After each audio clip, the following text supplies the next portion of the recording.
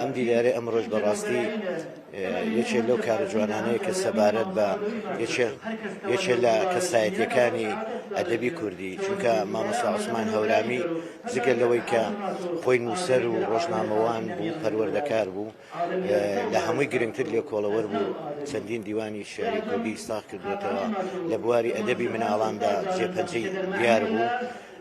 دەتوانین بڵێن بەداخەوە کۆچی دوایی ئەو کلێنێکی خسۆتە ناو دنیای ئەدەبی کوردیەوە. دەشکرێ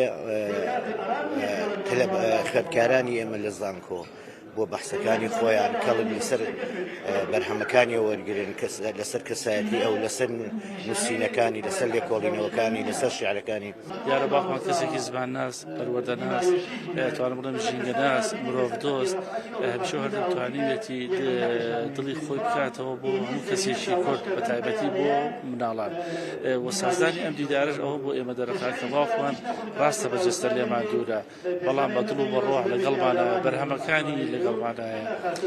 ئەوەش ئەوە ڕاستیمان بۆ ئەگەێنێ ئێمە لەم دیدارەدا کتێبێکی خوا لەخۆشی باوکمان کە دەستنووسی خۆیەتی بە چاپمان گەیاندووە. ئەم کتێبە لە ژێر ناوی خێندەی ژینگە کە 25 ئۆپەرێتی مناڵانە پێشکەشی ئەکەین بە خوێندەران و مناڵانی کوردستان.